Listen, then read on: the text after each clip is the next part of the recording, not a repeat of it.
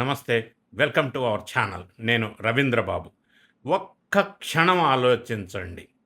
ఒక సగటు భారతీయుడుగా రోజంతా, నెలంతా కష్టపడి సంపాదిస్తున్నటువంటి మీ పైసలు ఏమవుతున్నాయి? రాత్రి మౌళ్ళు కష్టపడి చదివిన మీ పిల్లల భవిష్యత్ అంగట్లో సరుకులాగా ఎందుకు అమ్ముడుపోతుంది? మనం అనుకుంటున్నాం దేశం చాలా వేగంగా వెనక్కి వెళుతుందని, లేదా కొంతమంది ముందుకెళ్తుంది అంటున్నారు.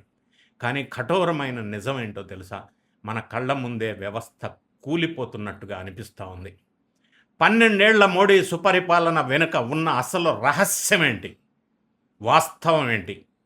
30 ఏళ్ళు మేమే అధికారంలో ఉంటాం అన్న ధీమా ఉన్న పార్టీకి ఈరోజు గ్రౌండ్ లెవెల్లో గ్రౌండ్ షేక్ అవుతుందా?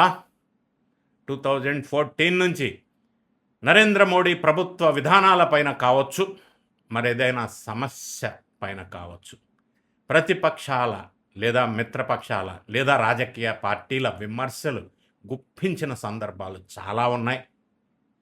ఫర్ ఎగ్జాంపుల్, అది పెద్ద నోట్ల రద్దు కావచ్చు, జిఎస్టీ కావచ్చు, ఉపాధి ఉద్యోగం కావచ్చు, నియామక పరీక్షలు కావచ్చు, సిఏఏ ఎన్ఆర్సి కావచ్చు, ఎస్ఐఆర్ కావచ్చు. ఇట్లా చాలా అంశాలపైన మోడీ ప్రభుత్వానికి వ్యతిరేకంగా ప్రతిపక్ష పార్టీలు, యువత వీధుల్లోకి వచ్చిన సందర్భాలు చాలా ఉన్నాయి. కానీ ఈ నిరసనలు కానీ, ఉద్యమాలు కానీ మోడీ ప్రభుత్వంపై పెద్దగా ప్రభావం చూపలేదు ఇప్పటి వరకు. ఇది వాస్తవం. ఇది నేను చెప్తున్న మాట కాదు. ఒకటి, ఇప్పుడు నేను చెప్పబోయే విశ్లేషణ బేస్. ఒకటి, సుప్రీంకోర్టు హెచ్చరికలు. 2, వరల్డ్ బ్యాంక్ ఇచ్చినటువంటి షాకింగ్ రిపోర్ట్స్. 3, కాగ్ సిఏజీ బయటపెట్టిన నిధుల గోల్మాల్. మోడీ గ్రాఫ్ని దారుణంగా పడేస్తున్న ఆ నిజాలేంటి? ఆధారాలతో సహా ఈ వీడియోలో విశ్లేషణ చేసే ప్రయత్నం చేస్తాను, పార్టీలకి అతీతంగా. 1, అయోధ్య ఆలయాల గోల్మాల్. ఇది ఆడిట్ రిపోర్ట్ల ప్రూఫ్తో సహా ఉంది. అయోధ్య రామ మందిర నిర్మాణ ట్రస్ట్ విరాళాలపై వచ్చినటువంటి ఆడిట్ వ్యత్యాసాల వార్తలు, మరియు దీంతో పాటుగా దీని తర్వాత బద్రీనాథ్, కేదార్నాథ్ ఆలయాల వద్ద విధులు నిర్వహణపై లెక్కలు తేలకపోవటంపై తీవ్ర దుమారం చెలరేగిన విషయం మనం చూసాం. లీగల్ వైలేషన్స్ కూడా జరిగినాయి. ప్రజా విరాళాలు, పబ్లిక్ డొనేషన్స్ కింద 100 కోట్ల సేకరించినప్పుడు ట్రస్ట్ చట్టం ఒకటి ఉంది. ట్రస్ట్ యాక్ట్ ప్రకారం విధిగా, ట్రాన్స్పరెంట్గా ఆడిట్ రిపోర్టు ప్రజలకి అందుబాటులో ఉంచాలి. కానీ ఇక్కడ ఎందుకో గోప్యత పాటించటంపై లీగల్గా కూడా పలు అనుమానాలు మొదలవుతూ ఉన్నాయి. ఇక 2వ పాయింట్ మనం చూద్దాం.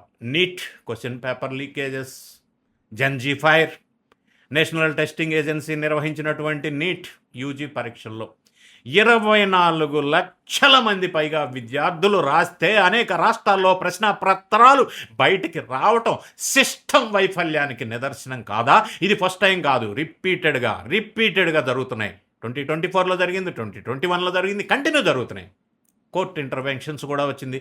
సుప్రీంకోర్టు సైతం ఎన్టీఏ తీరుపై తీవ్ర ఆగ్రహాన్ని వ్యక్తం చేసింది. ఎన్నిసార్లు వ్యక్తం చేయాలా?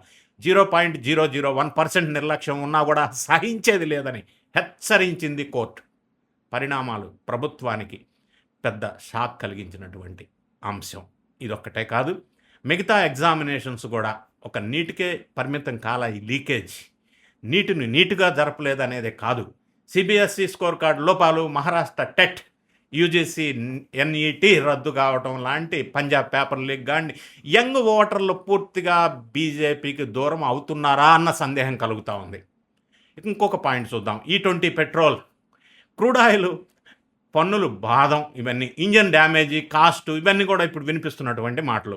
20% ఇథనాల్ మిశ్రమం E20 వల్ల పాత వాహనాలు, అంటే 2023 కంటే ముందు మ్యానుఫ్యాక్చరింగ్ అయిన వెహికల్స్ ఇంజన్ భాగాలు, రబ్బర్ కార్బొరేటర్స్ త్వరగా పాడవుతున్నాయని చెప్పి నేను అనటం కాదు, society of Indian automobile manufacturers SIAM detail report కూడా ఇచ్చింది. ట్యాక్స్ స్ట్రక్చర్ బ్రేక్డౌన్, ఇది కూడా మనం చూద్దాం. అంతర్జాతీయంగా బ్యారెల్ క్రూడ్ ఆయిల్ ధరలు తగ్గిన చాలా సందర్భాల్లో చాలాసార్లు మన దగ్గర తగ్గకపోవటానికి కారణం సెంట్రల్ ఎక్సైజ్ డ్యూటీ. మోడీ ప్రభుత్వం అధికారంలోకి వచ్చినాక కొత్తగా లీటర్ పెట్రోల్పై ఎక్సైజ్ డ్యూటీ ₹9.48 ఉంటే అది ఏకంగా ₹19.90 దాకా పెంచటం ద్వారా సేకరిస్తున్న వేల కోట్ల పన్నుల భారం సామాన్యుడి పైనే పడుతుంది కదా. ఇంకా నెక్స్ట్ 4వ point, world bank report and డాలర్తో రూపాయి విలువ పతనం. డైలీ వింటున్నాం రూపాయి విలువ పతనం అని, ఎవ్రీ డే వింటున్నాం. World bank classification.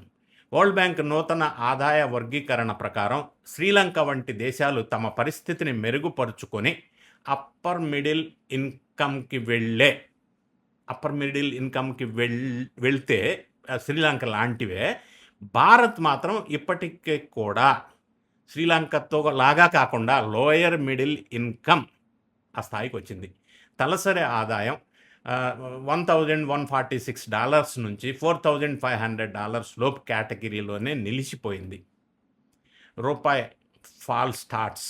2014లో ఒక $1 ₹60 ఉంటే ఇప్పుడు అది దాదాపుగా ₹96కి చేరి రూపీ చారిత్రాత్మకమైన పతనానికి దారి తీసిన మాట వాస్తవం. ఇంకొక పాయింట్, మనం 5th పాయింట్, CMIE నిరుద్యోగ డేటా అండ్ GST భారం కూడా విశ్లేషణ చేద్దాం. అన్ఎంప్లాయ్మెంట్ రేట్ CMIE డేటా ప్రకారం, అంటే centre for monitoring Indian economy అంటారు CMIE. ఈ నివేదికల ప్రకారం 20-24 ఇయర్స్ మధ్య ఉన్న యువతలో నిరుద్యోగ శాతం జాతీయ సగటు కంటే చాలా రెట్లు ఎక్కువ ఉంది. 40% కంటే ఎక్కువగా ఉంది. ఏటా 2 కోట్ల ఉద్యోగాలు ఇస్తామని చెప్పినటువంటి ఈ బీజేపీ హామీ జుమ్లాగా మిగిలిపోయిందనే భావన అందరిలో ఉంది. ఇక GST హెల్త్ కేర్ మీద, ఇది కూడా ఒక సమస్య. సాధారణంగా అభివృద్ధి చెందినటువంటి డెవలప్డ్ కంట్రీస్లో ఆరోగ్యం, విద్య పైన పన్నులు ఉండవు, కానీ ఇండియాలో వాటి మీద కూడా పన్నులు వేయటం అనేది సామాన్య ప్రజలపై భారం వేయటమే అనేది చాలా రిపోర్టుల్లో స్పష్టంగా తెలియజేశారు. చూశారుగా ఫ్రెండ్స్, ఇవి కేవలం నేను ఇప్పటివరకు విశ్లేషించింది అంశాలు, రాజకీయ విమర్శలు కావు.